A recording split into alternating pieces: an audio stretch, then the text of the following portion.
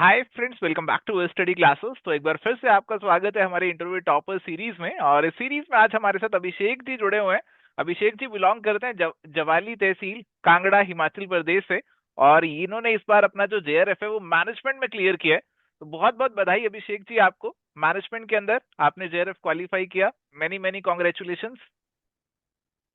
जी sir, बहुत शुक्रिया। Good evening sir. पहले तो मैं एवर स्टडी की टीम को शुक्रिया बोलना चाहूंगा कि उनके जरिए मुझे आपसे वन टू वन लाइव बात करने का मौका मिल रहा है। जी। तो अभिषेक जी हमें भी बहुत अच्छा लग रहा है आपके साथ वन टू वन जुड़ के। और अभिषेक जी के इंटरव्यू के बारे में खास बात ये है कि ये जेआरएफ कॉमर्स में भी कर चुके हैं और अभी जेआरएफ इन्होंने मैनेजमेंट में किया। तो अभी अभिषेक जी मेरे को बता रहे थे कि लास्ट टाइम भी इन्होंने क्वालिफाई किया था और हम किसी कारणवश इनका इंटरव्यू नहीं ले पाए थे। मे बी कोई रीजन रहा होगा। और इनके अंदर कुछ आग थी कि नहीं, मेरे को तो इंटरव्यू देना ही है। ऐसा मोटिवेशन, ऐसा जुनून था इनके अंदर। और इन्होंने अगले ही अटेम्प्ट में जेआरएफ मैनेजमेंट से निकाल दिया और हमारे सामने बैठे हुए हैं। तो ऐसी जो आग है कि एक अटेम्प्ट में ही धड़ाक से कॉमर्स से मैनेजमेंट ने जेआरएफ निकाल दिया। तो उसके बारे में हम जानना चाहेंगे कि ऐसा क्या किया आपने, क्या वो जादुई रहस्य है जिस तरीके से आपने कॉमर्स से मैनेजमेंट में जेआरएफ निकाल दिया। तो अभिषेक जी बताइए अपनी जर्नी के बारे में, कैसे आपने प्रिपरेशन किया, सब कुछ बताइए। सर, मैनेजमेंट में ये मेरा फर्स्ट अटेम्प्ट था और इसके लिए सर मैं एक पीएचडी में भी रेगुलर रिसर्चर हूँ। तो सर मैं टाइम इस तरह से निकालता था कि आफ्टर कोर्स वर्क जो टाइम मिल गया तो इस तरह से टाइम को चुराते चुराते मैं लगभग 2 महीने से ढंग से तैयारी कर रहा था इसके लिए। हम्म। और कॉमर्स की बात करें तो कॉमर्स की तैयारी सर मैंने अ, अगर हम पास्ट में चले तो दिसंबर 2022 से शुरू की थी और हम्म। उसको अचीव किया था मैंने दिसंबर 2024 में। और हम्म। एवर स्टडी प्लेटफॉर्म के साथ मैं जुड़ा था नवंबर 2023 में, जहां मैंने सेल्फ स्टडी के साथ साथ एवर स्टडी पे भी स्विच किया।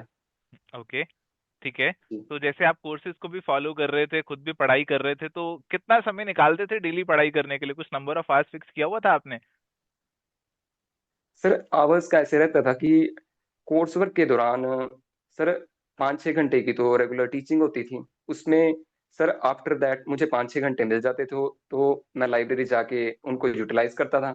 उसमें हम्म। भी टाइम को बांट के रखा था कि 2 घंटे पीएचडी का, 2 घंटे जैसे हम्म। एचपीएससी का एग्जाम भी था शेड्यूल्ड उसके लिए, दो हम्म। घंटे मैनेजमेंट के लिए। इस हम्म। तरह से। और ऑफ डेज पे तो सर हमको 10-12 घंटे मिल जाते हैं। हम्म। और सर स्टाफ भी यहाँ का काफी सपोर्टिव है तो उनकी भी काफी हेल्प रही। ओके ओके ओके, चलिए आई एम होपफुल कि सभी लोग बहुत ही खुश होंगे आपकी इस अचीवमेंट से। तो अभिषेक जी, इस जर्नी के अंदर आपको प्रैक्टिस का क्या रोल लगता है? जैसे आपने पढ़ाई करी और पढ़ाई के साथ साथ आपने जरूर कुछ प्रीवियस ईयर सवाल या एमसीक्यूज मॉक्स कुछ तो लगाए होंगे। तो उसके बारे में जानना चाहेंगे। सर प्रैक्टिस ही एक वो लास्ट सीढ़ी है जिससे हम नेट के पेडेस्टल से जेआरएफ पे चढ़ सकते हैं। जैसे मैंने सर इस बार मेरे पास टाइम कम था तो सर मैंने एक नई अप्रोच लगाई यहाँ पे। मैं चला रिवर्स अप्रोच से। मैंने सबसे पहले मैनेजमेंट के प्रीवियस ईयर देखे कि किस तरह के लेवल के क्वेश्चन आ रहे हैं। हम्म। फिर सर पेपर वन और पेपर टू मेरा कॉमर्स में तो अच्छे से तैयार था, उसमें ऑलरेडी जेआरएफ है। तो हम्म। Sir paper one almost ready, paper two लगभग 5 यूनिटें सेम है हमारी कॉमर्स और मैनेजमेंट की, तो 5 यूनिटों में मुझे काम करना था सिर्फ। हम्म। तो सर उसके लिए मैंने कॉन्सेप्ट देखे और उन 5 में से मेरे को मेजोरिटी आती थी क्योंकि सर एचपीएससी का जो एपी का पेपर है उसमें सर काफी तैयारी हो चुकी थी, वो कुछ रीजन से कारण पोस्टपोन हो गया। हम्म। तो सर मैंने फिर जो मेरे को फिर भी कंसेप्ट रह गए उनके लिए सर आपका एक फ्री कोर्स आता है मैनेजमेंट के, स्नैपशॉट नोट्स करके। हम्म। सर वो मैंने एक नहीं छोड़ा है, मैंने वो 2 या 3 बार पढ़े हैं और उससे मेरा बेसिक्स बिल्कुल पक्के हो गए मैनेजमेंट के। हम्म। और इस तरह से मॉक तो सर मैं नहीं दे पाया मैनेजमेंट के, मैं सच बोलूंगा। और पर मैंने कॉमर्स के लगभग 70+ मॉक और एचपीएससी के 5 5 to 6 मॉक दिए थे। और उनसे सर जो भी मेरे को लर्निंग्स मिलती थी ना, मैं उन लर्निंग्स को लिख लेता क्या था कि जैसे ये पैटर्न है, ये ऑप्शन आंसर होगा, इस तरह की चीजें। और उन सभी चीजों को मैं याद करके गया था अपने अटेम्प्ट से पहले कि मेरे को भले मैं प्रैक्टिस नहीं कर पाया पर मैं अप्लाई जरूर करूंगा जब मैं मैनेजमेंट के पेपर में बैठूंगा अंदर। हम्म। और सर मैंने खूब अप्लाई किए वो चीजें वहां पे। ओके। तो तो सर ये हम्म। मेरी अप्रोच थी। ओके, तो कॉमर्स का दिया, मैनेजमेंट का दिया, कौन सा मुश्किल लगा आपको? कॉमर्स ज्यादा मुश्किल आता है कि मैनेजमेंट ज्यादा मुश्किल आता है? सर कॉमर्स का लेवल बहुत हाई रहता है। आपके अकॉर्डिंग कॉमर्स ज्यादा मुश्किल है? जी जी सर, बहुत हाई रहता है। इस बार का पेपर नहीं देखा आपने कॉमर्स का शायद? सर कट ऑफ तो मैंने देखी पर ओके रिस्पॉन्स शीट नहीं मिल पाई किसी बच्चे ओके की। Okay okay okay. तो इस बार का कॉमर्स का पेपर हम देख रहे हैं तो कट ऑफ उसमें ऊपर जा रहा है, और पेपर का लेवल थोड़ा सा इस बार दिख रहा है कि थोड़ा सा इतना मुश्किल नहीं था शायद जितना लास्ट अटेम्प्ट्स में रहा होगा। बट आपका पर्सनल चॉइस है जो बता रहे हैं कि कॉमर्स इनको ज्यादा मुश्किल लगा था। और माइट भी रीजन ये हो सकता है कि कॉमर्स की तैयारी इन्होंने स्क्रैच से करी, स्टार्टिंग से करी, बेसिक से करी, तो वहां पे ज्यादा दिक्कत आई तैयारी करने में।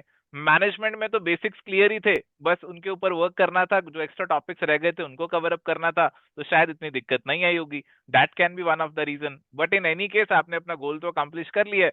बट कहीं ना कहीं कभी ना कभी ऐसा लगता था क्या कि ये मैं कॉमर्स में कर लिया, अब जेआरएफ में भी करने जा रहा हूँ, तो मैं इसको करूं या ना करूं यार, मुश्किल लग रहा है या छोड़ देना चाहिए, और भी बहुत सारी चीजें करने को, मेरे को पीएचडी भी है, एचपीएससी का पेपर भी देना है। तो ऐसा मन में फीलिंग नहीं आया कि छोड़ यार मैनेजमेंट में जेआरएफ क्यों देना? नहीं नहीं सर, मेरे को पहले से क्लियर था ना। मैंने कुछ टीचर हैं जो ऑलरेडी मैनेजमेंट में भी जेआरएफ हैं और कॉमर्स में भी जेआरएफ हैं, जिनको मैं हम्म जानता हूँ, तो सर वो सोर्स ऑफ इंस्पिरेशन रहे। हम्म तो एक माइंड में था कि अभी साथ साथ में हर चीज रिवाइज हो रही है, पेपर वन भी फ्रेश है दिमाग में बिल्कुल, हम्म और हम्म पेपर टू तो मैं ढंग से तैयारी कर ही रहा हूँ। और हम्म, अगर ये अचीवमेंट हो जाए तो मैं जो एक क्राउड है उससे बिल्कुल अलग हो जाऊंगा।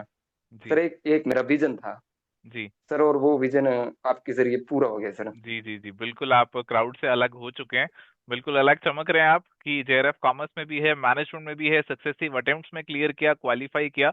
तो अभिषेक जी, आप अपनी स्ट्रेटेजी के बारे में बहुत सारी बातें हमें बता रहे थे, और इस जर्नी में हम आपसे ये भी जानना चाहेंगे कि कभी ना कभी आपको ऐसा फील होता था कि अभी प्रिपरेशन थोड़ा सा मुश्किल लग रहा है, या अपने आप को मोटिवेट करने के लिए आप क्या किया करते थे? कि कभी आपका मन नहीं है पढ़ने को, कभी आपको लग रहा है कि यार आज पढ़ाई नहीं करते, कुछ और करते हैं, तो कभी ऐसे दिन आते होंगे, तो कैसे आप अपने आप को मोटिवेट करते थे? सर इसके लिए मैं एक बेस्ट चीज करता था कि पढ़ाई को बिल्कुल बंद कर दो कुछ घंटों के लिए। पूरा दिन सर मैंने कभी वेस्ट नहीं किया, और उस टाइम में घर के किसी काम में लग जाओ या एडिशनल किसी काम में लग जाओ, और कानों में एयरफोन लगाए। और सर जैसे मेरा भी इंटरव्यू रिकॉर्ड हो रहा है, आपने बहुत सारे बच्चों के इंटरव्यू लिए हैं, हम्म मैं बस उनको कान में लगाता था और सुनता था कि अच्छा ये चीज बता रहे हैं, ये ऐसे बता रहे हैं, ये इस तरह से बता रहे हैं। और उन चीजों को सर मैंने अप्लाई भी किया। हम्म ये जो मैं रिवर्स अप्रोच बता रहा हूँ सर, ये भी एक इंटरव्यू में सुना है मैंने, जो एमपी में सर अभी आपने इंटरव्यू कंडक्ट किए हैं, हम्म वहाँ एक मैम थे, उनसे मुझे बेपता लगी थी। ओके और इस तरह से सर मैं देखता था कि अगर ये बच्चे कर सकते हैं तो मैं भी कर सकता हूँ। और एक मेरे में था कि सर से फिर लाइव बात करनी है, तो सर वो जी एलिमेंट भी था। तो जी ये सब करके फिर मेरे में एक मोटिवेशन आ जाती थी कि हाँ पॉसिबल है, तो फिर सर मैं डबल एनर्जी से जुड़ जाता था। Okay okay. चलिए, बहुत अच्छा लगा आपसे बातचीत करते हुए, बहुत सारी चीजें ये बता रहे हैं, बहुत मेहनत करी है, बहुत एफर्ट इन्होंने लगाया है, शायद काफी चैलेंजेस भी फेस किए होंगे। तो अभिषेक जी, फ्यूचर एस्पिरेंट्स जो आप ही की तरह क्वालिफाई करना चाहते हैं इस एग्जामिनेशन को, शायद दो जेआरएफ तो नहीं, वो शायद मैनेजमेंट में जेआरएफ एस्पायर कर रहे हैं या कॉमर्स में कर रहे हैं, तो उनको क्या एडवाइस आप देना चाहेंगे? सर उनको मैं ये एडवाइस देना चाहूंगा कि सबसे पहले तो उनको ये तीन शब्द बोलने हैं कि इट इज पॉसिबल, मैं इसे कर सकता हूँ। और मैं सर, मेरे को कॉमर्स में इतना लंबा टाइम इसीलिए लग गया क्योंकि सर मैं रिवर्स अप्रोच को नहीं जानता था। मैं सर थ्योरी थ्योरी तैयार करता गया, अटेम्प्ट देता गया, अटेम्प्ट बढ़ते गए, टाइम बीतता गया, साथ साथ में पोस्ट ग्रेजुएशन भी चल रही थी, और सर चीजें नहीं बन पाई। तो इसलिए जब मैं नवंबर में भी आपसे जुड़ा तो मैराथन सेशंस के जरिए जुड़ा था।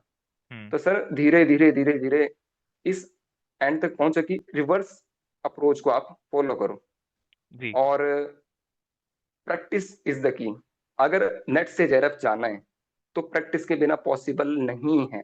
जी मैं बहुत सारे एग्जांपल जानता हूँ सर, जो बच्चे बहुत ही शार्प हैं, जैसे सर मेरी शिमला से हुई है एचपीयू से पोस्ट ग्रेजुएशन, बच्चे बहुत शार्प हैं पर कभी दो मार्क्स से, कभी 4 मार्क्स से वो रह जाते हैं। और उनसे मैं पूछता हूँ क्या मॉक दिए, बोलते हैं नहीं मॉक नहीं देते हम। तो सर ये एक प्रैक्टिकल लर्निंग है कि उनको मॉक हम्म जरूर देने चाहिए और खूब हम्म देने चाहिए। जी जी जी जी। तो बिल्कुल मॉक तो जरूर लगाने चाहिए। और रिवर्स अप्रोच के बारे में अभिषेक जी बात कर रहे हैं, तो जाते जाते मैं चाहता हूँ कि आप जो स्टूडेंट्स इस अप्रोच को फॉलो करना चाहते हैं अगले एग्जामिनेशन के लिए, इस अप्रोच के बारे में भी आप थोड़ा सा उन्हें बता दीजिए। सर सबसे पहले मैंने ऐसे किया था, मैं प्रैक्टिकली बताता हूँ। मैंने सर प्रीवियस ईयर क्वेश्चन का आपका कोर्स परचेज किया था मैनेजमेंट का। हम्म। हम्म। क्योंकि जब कॉमर्स का हम पेपर दे रहे हैं तो हमें मैनेजमेंट के प्रीवियस ईयर भी आने चाहिए। हम्म। और अगर हम मैनेजमेंट का दे रहे हैं तो हमें कॉमर्स के प्रीवियस ईयर भी आने चाहिए। तो सर हम्म। मैंने 2 साल के किए वहां से। हम्म। फिर मैंने देखा कि अच्छा, जो मेरे को टफ लग रहा था वो मैं नोट कर रहा था, जो इजी लग रहा था वो मैंने नोट नहीं किया। हम्म। तो मेरे को जो जो टॉपिक मिले हम्म। मैंने उनको कॉमर्स के साथ मैच करने की कोशिश की। हम्म। और एक एंड में लिस्ट बनाई। आपके स्नैपशॉट नोट्स भी पढ़े, उसके बाद एंड में लिस्ट बनाई एक। हम्म।